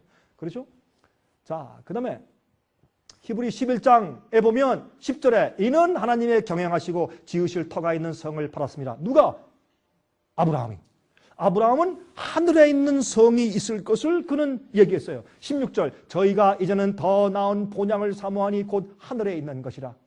그러므로 하나님이 저희 하나님이라 일컬음을 받으심을 부끄러워하니 하시고 저희를 위하여 한 성을 예비하셨도다. 무엇이에요? 새 예루살렘 성. 그렇죠? 우리가 반문할 전혀 이유가 없어요. 요한계시록 21장 1절, 2절 또 9절부터 11절 보시면 또 내가 새 하늘과 새 땅을 보니 처음 하늘과 처음 땅이 없어졌고 바다도 다시 있지 않더라. 또 내가 보매 거룩한 성 새 예루살렘이 하나님께로부터 하늘에서 내려오니 그렇죠? 그 예비한 것이 신부가 남편을 위하여 단장한 것 같더라. 7 대접을 가지고 마지막 7 재앙을 담은 7 천사 중 하나가 나와서 내게 말하여 가로되 이리 오라 내가 신부 곧 어린 양의 아내를 내게 보이리라 하고 성령으로 나를 데리고 크고 높은 산으로 올라가 하나님께로부터 하늘에서 내려오는 거룩한 성 예루살렘을 보이니 하나님의 영광이 있음에 그 성의 빛이 지극히 귀한 보석 같고 벽옥과 수정같이 막더라. 거기는요 외적이 침입하는 것을 막는 그런 성벽 같은 게 없어요. 투명해. 밖에서 들여다볼 수 있어요. 밖에서 안에서 밖을 볼 수 있고. 왜? 거긴 죄가 없어요. 더 이상 범죄가 없어. 의인들만 살아. 거긴 갈 필요가 없어요. 이런 곳에 사는 사람들에게는 해함이 없단 말이에요. 그렇죠? 자, 이렇게 올라오는데 내려오는데 보세요. 이 성이 계시록 21장 2절 또 내가 보매 거룩한 성 새 예루살렘이 하나님께로부터 하늘에서 내려오니 그 예비한 것이 신부가 남편을 위하여 단장한 것 같더라. 대개요. 제가 결혼식 주례를 제가 자주 하지 않습니까? 제가 지난주에 제가 결혼식 주례했는데 결혼식 주례할 때 그 하이라이트가 뭐예요? 신부 입장! 그러면 다 일어나시. 보면 신부가 들어오는데 신부 화장을 탁 하고 하얀 면사포를 탁 쓰고 그 다음에 이제 하얀 드레스를 입고 들어오면 이건 천사가 따로 없어. 어디 이 여자는 누구야? 그런 생각이 들어가죠. 그렇죠? 신랑은 입이 쭉 찢어져. 야, 이 여자가 내 신부인가? 그렇죠? 그래서 신부처럼 아름다운 게 사실 없어요. 어떤 의미에서. 남편을 위해서 단장한 신부처럼 아름다운 게 없거든. 그래서 계시 가운데 새 예루살렘이 내려오는 것을 보고 남편을 위해서 단장한 신부 같더라. 그렇게 표현했어요. 사도 요한은. 이것이 여러분과 제가 살 곳이에요. 하나님이 얼마나 아름답게 준비하셨을까? 우리를 위해서. 우리를 위해서 얼마나 아름다운 들 초원과 산들을 준비했을까? 얼마나 아름다운 조용한 호수와 연못들을 준비했을까? 예? 전 늘 그렇게 얘기해요.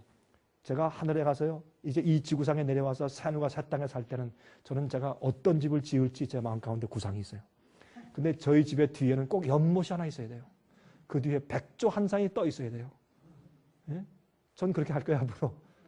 여러분, 하늘은 실제적으로 있는 곳이에요. 여러분, 그것을 놓치지 마세요. 그것과 이 세상과 바꾸지 마세요. 그러시면 안 돼요. 예? 크게 후회하실 거예요. 왜 보세요? 고린도 후서 12장 1절부터 살펴보면 여기에 사도 바울이 뭐라고 했어요? 내가 세 번째 하늘에 이끌려가서 봤다. 세 번째 하늘에. 그 왜 세 번째 하늘이에요? 첫 번째 하늘은 대기권이에요.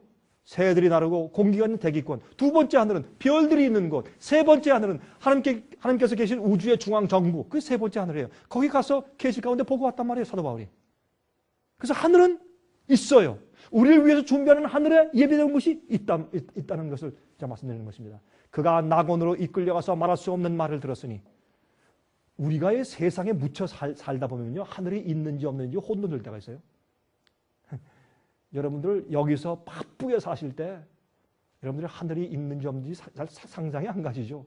제가 그래서 자꾸 읽어드리는 거예요. 여러분들.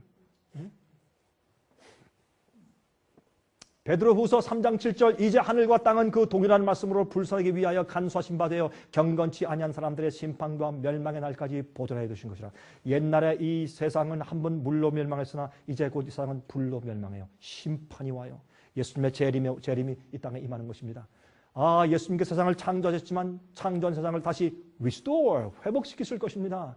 그래서 이 세상에 하나님의 만드신 예비한 도성이 이 땅에 임하게 되고 이 땅이 다시 새로운 새 땅, 에덴 동산이 이루어질 때 그때 우리의 기쁨과 우리 즐거움이 어떠할까요? 여러분 그때 여러분들은 어디 계실 것입니까? 화면 통해서 보시는 분들이요. 여러분들은 그때 어디 사실 것입니까? 여러분은 어디 계실 것입니까? 아, 이것은 우리는 심각한 질문이 아닐 수가 없는 것입니다. 자, 이건 참 좋은 그림이지만 한 가지 잘못된 게 이건 눈이 있어. 하늘에 눈, 살과 새 땅에 눈이 없으니까 저건 좀 잘못된 것 같아요. 이게 사진이죠, 그러니까. 그렇죠? 자, 옛날에 한번 이런 그림 보여드린 적이 있죠. 이 그림을 제가 좋아하는 이유가 이 자매가 하늘에 가서 너무 기뻐서 너무 좋아서 울어. 이 눈에 눈물이 그렁그렁한데 기뻐서 우는 거예요. 말할 수 없는 기쁨과 즐거움이 있어요. 저는 이곳에 있고 싶어요. 전 주님께서 예배하신 곳에 주님과 영원히 살고 싶어요. 날 위해 십자가에 돌아가시고 생명까지 아끼지 않으신 내 창조주와 함께 저는 영원히 살 것이에요. 전 그것이 제 희망이고 제 소원이에요. 여러분의 오늘 저녁에 여러분의 희망과 여러분의 소원은 무엇이에요? 예? 제가 한 번은 아프리카에 가서 이제 집회를 하고 돌아오는데 거기에 이제는 총회장이 저를 데리고 웽게 내셔널 파크에 들어갔는데 거기는 야생 동물을 이제 놔두는 그런 곳인데 거기 저를 데려왔는데 우리가 집차를 타고 이제 지나는데 갑자기 저쪽 앞에 가던 집차 사람들이 내려가지고 막 우리한테 뛰어오면서 run 도망가라. 우리는 뭣도 모르고 뭔지 모르고 우리도 내서 막 도망가다가 이게 도대체 왜 도망가는 거야? 돌아보니까요 뒤에서 큰 코끼리가 오는데 맘모스 같아. 이 코끼리가 큰 게 뛰어오는데 코끼리가 뛰어오는데 귀가 벌렁벌렁해. 그때 처음 봤어요. 이 귀가 막 나이가 좀 벌렁벌렁해서 막 뛰어오는데 겁나요. 그런 그 육중한 코끼리가 와서 그 큰 발로 찝차 한번 딱 누르면 그냥 다 망가져버리는 그런 육중한 코끼리가 먹더라고. 여러분 제가 물어보겠습니다. 이 세상에서 가장 강한 동물이 누구예요? 누가 제일 강한 동물이에요? 이 세상에서 가장 강한 동물. 아, 여기 사진이 있잖아요. 여기 코끼리가 세상에서 가장 강한 동물. 코끼리는 이 어깨로 집을 부시고 집을 끌고 갈 수 있고 통나무 큰 거 몇 개를 코로 이렇게 메고 가고 그래요. 굉장한 힘이 있어요. 그런데 재미있는 것은요. 이 코끼리가 가장 힘세고 오래 사는데 코끼리는 뭘 먹습니까? 코끼리는 닭 잡아먹습니까? 코끼리. 닭 잡아먹어요? 아니에요. 그러면 소 잡아먹나? 아니에요. 그럼 코끼리가 먹는 음식이 뭐예요? 샐러드, 풀, 나무 잎사귀, 채소 그것만 먹어요. 그렇죠? 채소만 먹어. 그러면 이렇게 힘이 세지기 위해서 단백질이 어디서 올까요? 단백질이 어디서 올까요? 또 자라는데 단백질이 필요한데 세포 분열돼야 자라는 거 아니에요? 그럼 단백질, 아미노산이 어디서 와요? 재미있는 것은요. 우리가 먹는 채소와 열매와 잎사귀 가운데 나물들 가운데 그 속에 아미노산이 있어요. 아미노 애시드. 우리 간, 우리의 몸속에서 우리의 올간 가운데 말이죠. 가장 조용한 올간이 뭐냐면 그 장기가 간이에요. 간은 커요. 우리 심장의 4배예요. 이렇게 길어요. 이렇게 커요. 간은. 위장보다 더 커요. 제일 큰 장기가 간이에요. 이 대장 빼고 커요. 근데 이 간이 말이에요. 간은 다른 데는 말이 소리를 내요. 허파도 우리가 이렇게 숨 쉬는 소리를 내죠. 심장도 가만히 있어 보세요. 쿵쿵 뛰는 소리가 들려요. 그리고 위장은 꾸르륵 소리를 내, 배고프면. 그렇죠? 그런데 이 간은 소리를 안 내. 조용해. 제일 크고, 그리고 다른 올간들은 기능이 하나나 둘인데 간은 하는 그 임무와 기능이 120개가 넘어요. 그 중에 하나가 뭔지 아세요? 피를 깨끗하게 해요. 또 하나 중요한 거 하나 있어요. 세포를 정결케 하는 일을 몸의 정결 사업을 하면서 또 중요한 게 있어요. 이거 뭔지 아세요? 우리가 먹는 채소나 그런 열매 속에 있는 아미노산을 가지고 단백질로 바꿔줘. 이게 진짜 좋은 단백질이에요. 하나님은 우리 몸을 그렇게 만드셨다고. 그래서 코끼리는 전혀 소를 안 잡아먹고 말이죠. 말을 안 잡아먹고 닭을 안 잡아먹어도 이렇게 육중하게 커서 힘이 장사라고. 근데 사람은 뱀을 잡아먹어야 정력이 있대. 참 이상해 사람들은. 예? 고기도 그냥 안 먹어요. 생고기를 피가 흐르는 거 그걸 갖다 한국에 가서 뷔페 식당 가면요. 생고기를 먹는데 생고기를 싸놓고 잠깐 피가 근근히 고여 있어. 생고기 그건 금방 없어져. 난 징그러워서 손도 못 대겠는데 그걸 먹는지 몰라요 사람들이. 이게 타락한 인간의 입맛이에요. 예? 근데 그게 아니거든. 재밌는 것은 말이죠. 이 코끼리가 태어날 때는 150파운드예요. 약 150파운드예요. 그런데 4년 만에 2000파운드가 돼. 뭘 먹고? 샐러드만 먹는데. 근데 우리 사람들은요, 샐러드 먹을 때 어떻게 먹어요? 나쁜 거 큰 쳐서 먹어. 뭐, 타우젠드 아일랜드, 프렌치 드레싱, 이탈리안 오일, 잔뜩 범벅을 해서 먹으니까 좋은데 꼭 나쁜 걸 섞어 먹어야 돼, 우리는. 이러니까 이상하죠? 저 강목호사 갖다 별 얘기를 다 하네. 정말이에요. 이게 하나님께서 원래 만들어 놓으신 창조의 법칙대로 우리가 안 사는 거예요. 주님께서 만들어 놓은 영적인 법칙대로 우리가 안 살아요. 주께서 만들어 놓으신 도덕적인 법칙대로 우리가 안 살아요. 그래서 우리는 반역한 사람들이고 그래서 우리 타락한 사람들이에요. 죄의 성질이 가득해 우리 속에. 하나님께 나가면 복음은 예수님께 십자가의 보혈로 우리 죄를 씻으시고 용서하실 뿐더러 우리의 양심을 씻고 우리를 변화시켜서 하나님의 법대로 사는 파워를 주세요. 복음은 우리를 구원하는 하나님의 파워라고 로마서 1장 16절은 딱 말씀하고 있어요. 복음은 파워다. 우리를 구속하시는 하나님의 파워다. 그게 은혜예요. 그 은혜를 경험하지 못하는 사람은 사실은 그리스도인이 아니에요. 너희 안에 그리스도의 영, 성령이 있는가 확인하라. 너희 속에 그리스도의 영이 없으면 너는 그리스도의 사람이 아니라. 그렇게 말씀했어요. 성경은. 그렇죠? 사도 바울이. 자, 한 말씀 더 드릴게요. 암은 병이 아니에요. 암이 질병이 아닙니다. 암은 우리가 만든 환경이에요.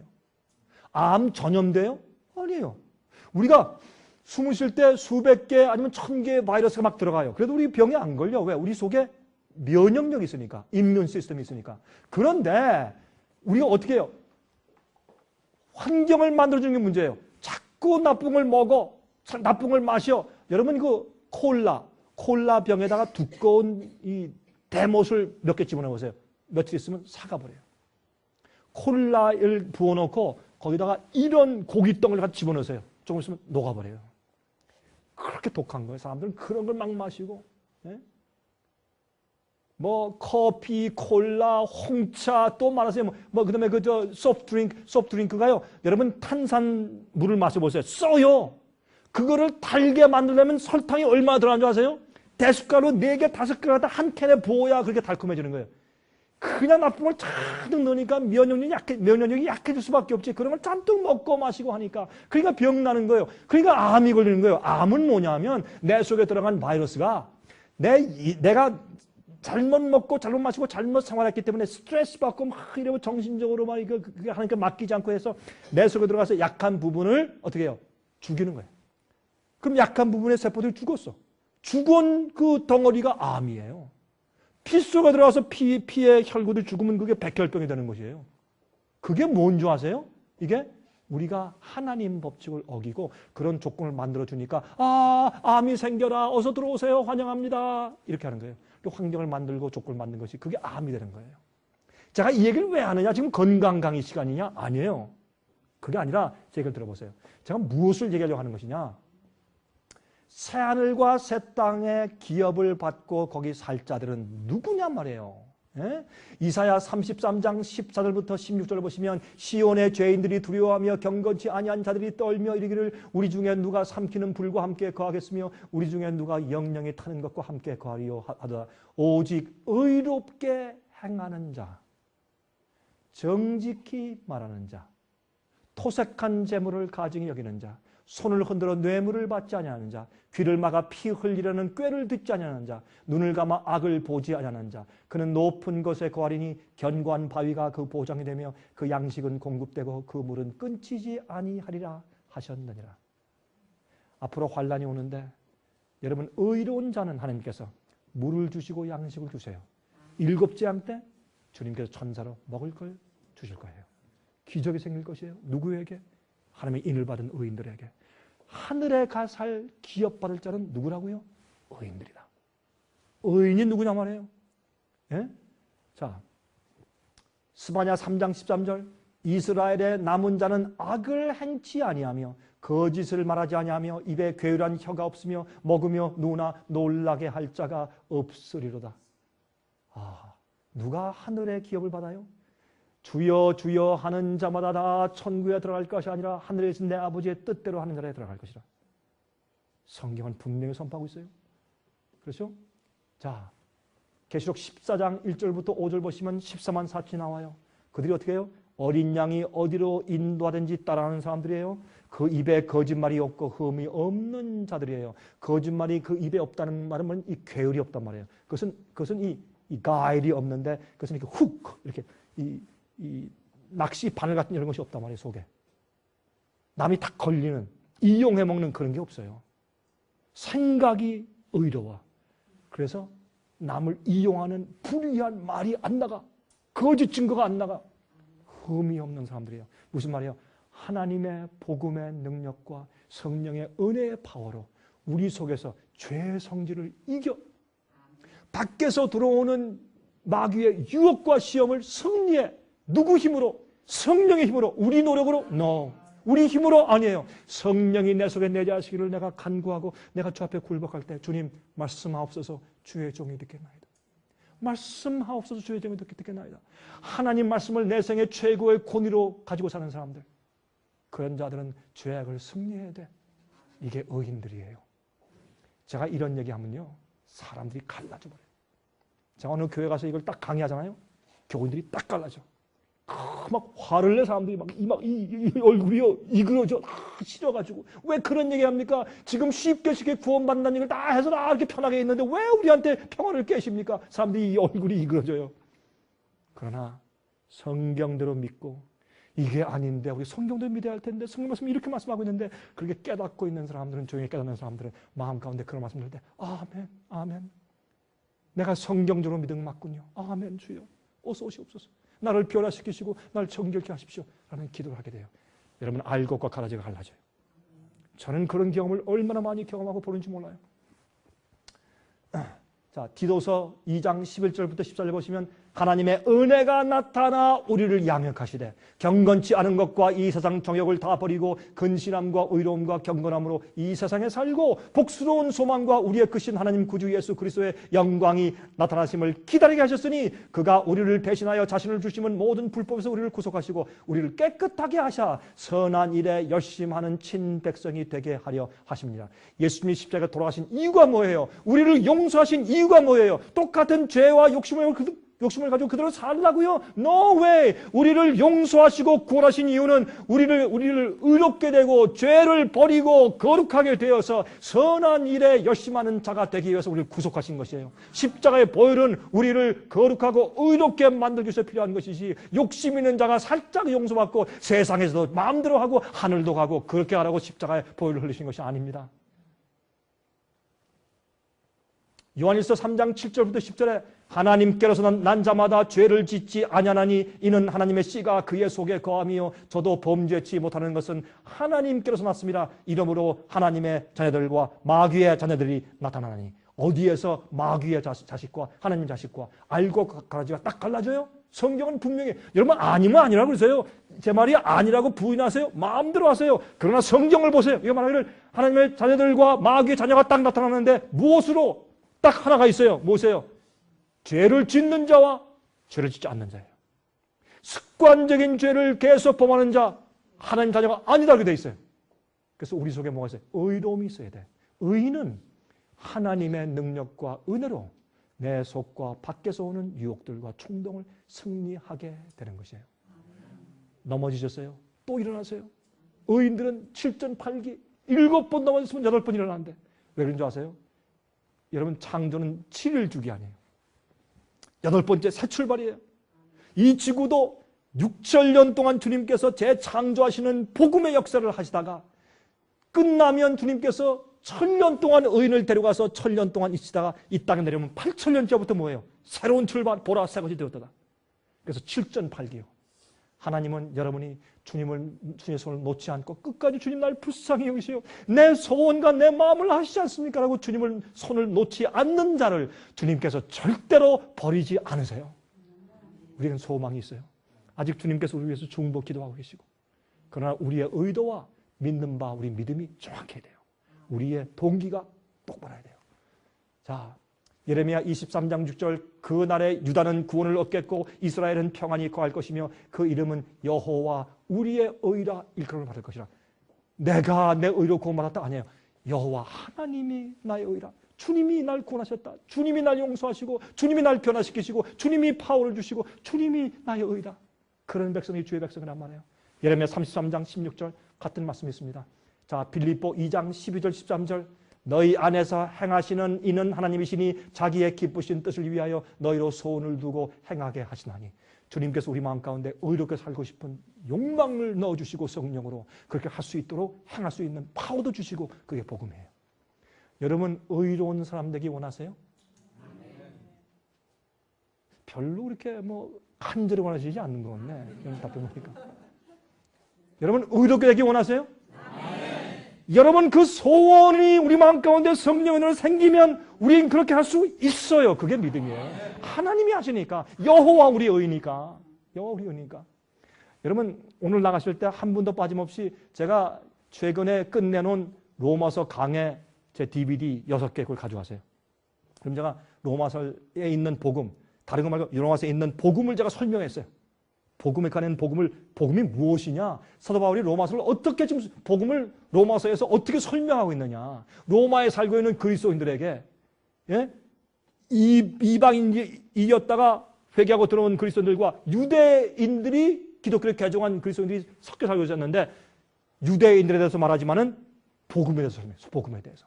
복음을 어떻게 설명했는가? 왜 로마서를 오해하는가? 제가 그것을 강의했어요. 그것을 제가 다 드릴 테니까 여러분 나가실 때 그거 한 세트 받아 나가세요. 너희 안에 행하시는 이는 하나님이시니 주님께서 할 수 있다. 저는요, 주님께서 내 속에 내가 굴복할 때 주의 성령이 와서 내 속에서 죄의 파워에서 승리있게 하는 능력이 없다면 저는 그런 하나님 싫어요. 하나님, 나 너 용서했어. 그러나 너 속에 있는 죄의 성질은 네가 그대로 가지고 살고 네가 그건 이길 수 없을 거니까 네가 고통하며 살아. 난 그런 하나님 싫어요. 우리 하나님은 창조주이기 때문에 제 속에서 제가 구하고 무릎 꿇고 고백하면 주께서 성령을 주셔서 내 속에는 죄의 성질과 밖에서는 죄의 유혹을 승리해서 살 수 있는 능력을 주시는 분이세요. 전 그런 하나님이 좋아요. 성경 그렇게 말하고 있어요. 여러분 마태복음 14장에 28절 29절에 어떻게 했어요? 이거 밤이에요. 밤에 예수님께서 바다 이제 호수 위를 걸어오시니까 풍랑이 올 때 보니까 예수님이다. 그때 베드로가, 우리가 베드로를 사랑하는 이유가 거기잖아요. 베드로는 덤벙대지만 실수는 많지만 그러나 단순해. 예수님 주십니까? 그러면 나보고 오라 그러세요. 예수님께서 너 걸을 때 조심해. 신발 벗어. 그다음에 제일 첫 발 들일 때 조심해라. 이렇게 설명 안 했어요. Come, 와라. 딱 한마디 했어요. 물 위에 걷는 거는 기적이고 인간에겐 불가능한 일이에요. 여러분이시요. 사람이 죄의 속성과 죄의 성질과 죄의 본성을 가지고 있는 사람이 죄를 승리하고 사는 것은 불가능한 일이에요. 안 되는 일이에요. 그러나 사람이 물 위에 걷는 것처럼 안 되는 일이에요. 그러나 주님께서 오라고 해서 다시는 죄를 범치 말라. 내 계명을 순종하라. 너희가 날 사랑하느냐? 그럼 내 계명을 지켜라. 주님의 명령이니까 오라 그러니까 알겠습니다. 그냥 가면 되는 거예요. 뭐 참말이 많아. 오라 그랬으니까 가는 거지. 순종하면 순종하는 거지. 뭐 나 안 돼 하니까 안 돼요. 안 되는 것은 뭐 그거는 우리가 굴복 안 해서 안 되는 거지. 왜 안 돼요? 왜? 한 사람들이 많았는데 베드로도 물 위에 걸었는데 이게 믿음이요. 그리스도인 생애는 기적이에요. 물 위를 걷는 경험. 이거는 우리가 할 수 없지만 예수님께서 오라. 알겠습니다. 가다가 나중에 잘 걸으니까 교만해졌어. 뒤로 쳐다보면서 요한 야고보 봤지? 하니까 빠져버린 거예요. 그래서 우리가 넘어지는 거예요. 들어가니까 들어갈 때 뭐라 그랬어요? 날 도와주세요 그랬어요? 아니에요. 싹 빠진 다음에 주님 save me. 나를 구원해 주세요. 우리가요 승리하는 것은 내가 노력하여서 요모조모로 이기는 것이 아니라 매일매일 주님의 구원의 역사예요. 나를 죄에서 구원하고 죄의 파워에서 구원하고 유혹과 시험에서 건져주는 거예요. 어떤 때는 이게 좋아 뭐가 오는데 좋거든요. 그러니까 주님이 이기게 해주세요 하는 마음이 안 들어. 그게 기도가 안 돼. 그때 여러분의 자신을 꺾으세요. 딱 꺾고 하나님 내 의지로 주 앞에 기도합니다. 나를 구해주세요 그래요. 그때 하나님의 구원이 임하는 거예요. 매일매일 구원을 받으세요. 하나님의 능력과 복음으로 매일매일 구원을 받으셔야 돼요. 여러분 오뚜기 아시죠? 오뚜기. 예? 오뚜기가 왜 넘어졌다 팍팍 일어나는 줄 아세요? 오뚜기가 이렇게 오뚜기로 일어나는 이유가 있어요. 텀블링 도어라고 그러죠. 그 이유는 그 무게가 어디 있어요? 자기에게 있는 게 아니에요. 밑바닥에 있어요. 반석 위에 있어. 우린 예수님의 반석 위에 서 있어요. 그러니까 밑에 예수님께 무게가 있으니까, 파워가 있으니까 넘어졌다가 바닥바닥 일어나지. 우리는 오뚜기여야 돼. 의인들은 7번 넘어지나 8번째 일어난다. 7전 8기. 그 의인이요. 하늘에서 하나님의 손이 우리를 뻗치고 있어요. 우리를 돕기 위해서 항상 하늘 문은 열려 있고 주님의 도움은 항상 열려 있어요. 주님의 손이 우리를 뻗치고 있어요. 우리가 원치 않으니까 안 받고 죄를 버리기 싫으니까 안 하는 거지. 안 돼서 안 하는 거. 우리 핑계예요. 핑계. 예수님께서 우리를 데리러 오셨는데 요한계시록 19장에 재밌어요. 백마를 타고 오셔. 천천만면 천사가 뒤를 따르는데 백마를 타고 군대처럼 와요. 이게 뭔지 아세요? 전쟁이니까. 마지막 시대는 전쟁이에요. 짐승의 표 활례 전쟁이 생겨요. 그때 의인들을 죽이려고 해. 그때 그들을 구출하기 위해서 백말 타고 오시는 기사같이 예수님께서 오시는 것으로 표현됐어요. 우리를 구속하고 건져 가시기 위해서 세상 슬픔과 고통과 고난과 아픔과 이별과 죽음이 있는 세상에서 우리를 건져내서 데려가시기 위해서 말 타고 오시는 분. 할렐루야. 정말 할렐루야죠. 여러분 저희 젊은 여자들 말이죠. 언제 백마 탄 왕자가 와서 나하고 결혼해 줄까? 그게 아니라 백마 탄 예수님이 오시는 거예요. 이제 세상에. 예수께서 우리를 구속하시러. 예수께서 오셔요. 전 이 그림이 너무 좋아. 나를 구속하게 오시는 예수님. 그 오시기 전에 우리 마음속에서 죄의 세력에서 우리를 먼저 구속하세요. 그렇게 의롭게 된 자가 하늘을 기업으로 받는다 그 말이에요. 예수님께서 팔을 벌리시고 내 백성들아 이제 내가 이 우주를 새로운 땅을 너에게 기업으로 주겠다 라고 하늘을 가르시고 재강림하실 때 우리는 어디에 있어야 되겠습니까? 여러분 저는 예수님의 재림을 설교하는 사람입니다. 저는 마지막 시대 참된 믿음을 가지고 준비하도록 외치는 자입니다. 저는 파수꾼입니다. 저는 주님께서 제게 주신 사명을 다해야 합니다. 저는 이 사명을 안 하면 저는 큰일 납니다. 주께서 제게 주신 직분이 이것이기 때문에 여러분 이제 머지않을 때에 주님 오시고 이번에 우리가 당하는 이런 세상의 어려움과 예언의 성취와 위기들은 이건 또 지나가고 또 50년, 100년, 200년 가고 이젠 더 이상 그렇지 못할 것이 이젠 주님께서 더 이상 이 지구를 참을 수 없을 때까지 지구가 막다른 골목으로 갔기 때문에 그렇습니다. 교회가 깜깜해졌습니다. 이제 하나님의 영광을 가진 백성들이 일어나야 합니다. 주님의 크신 성령의 역사 앞에 있을 것입니다. 그 성령의 역사의 마지막 추수꾼들 되시기를 간절하게 바랍니다. 아멘. 기도하십시다. 자비하신 하늘에 계신 우리 아버지 감사합니다. 주님의 은혜가 얼마나 감사한지요. 우리는 속절없이 죄 가운데 죽을 수밖에 없었지만 우리가 죄인 되었을 때 십자가에 돌아가셔서 하나님 아버지의 사랑을 확증해 주신 것을 감사합니다. 아버지시여 우리를 용서하시고 구원해 주셨을 뿐만 아니라 매일매일 성령의 감동으로 우리 마음 가운데 소원을 주시고 거룩하게 만드시고 의롭게 해주시니 감사합니다. 우린 주님의 은혜를 믿습니다. 복음의 파워를 믿습니다. 우리를 세상에서 건지실 것을 믿습니다. 주여 저희를 도와주시고 주님께서 예비하신 그 새 예루살렘 성도들이 거할 집, 또 새하늘과 새 땅에 우리는 주님과 함께 거하길 원합니다. 우린 세상이 싫습니다. 이곳에 우리가 말뚝을 박아 살 마음이 없습니다. 우리는 나그네입니다. 주님께서 예배한 곳에 영원히 살기 원하오니 저희를 도와주시옵소서. 매일매일 우리가 기도하고 주 앞에 굴복할 때 저희를 잊지 마시고 하늘에서 손을 뻗치사 저희를 들어 올려 주시옵소서. 이곳에 같이 기도하는 주님의 귀한 종들에게 축복하시고 그 가정에 복을 주시고 필요를 공급하시되 매일매일 영적인 필요를 공급하시고 기업받는 백성 되게 하시옵소서. 살아계신 예수 그리스도의 거룩하신 이름만 의지해서 간절하게 기도드리옵나이다. 아멘.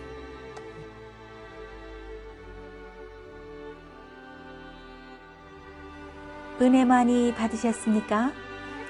생애의 빛은 각종 미디어, 즉 출판물, 텔레비전, DVD, CD, 그리고 웹사이트를 통하여 복음을 전하는 미디어 선교 기관입니다. 생애의 빛 선교 사업에 대해서 좀 더 자세하게 알기 원하시는 분들은 웹사이트 www.sostv.net를 방문하시기 바랍니다. 생애의 빛 웹사이트에는 지금까지 나온 모든 월간지와 DVD, 텔레비전 방송물들을 누구나 무료로 보실 수 있도록 준비되어 있습니다.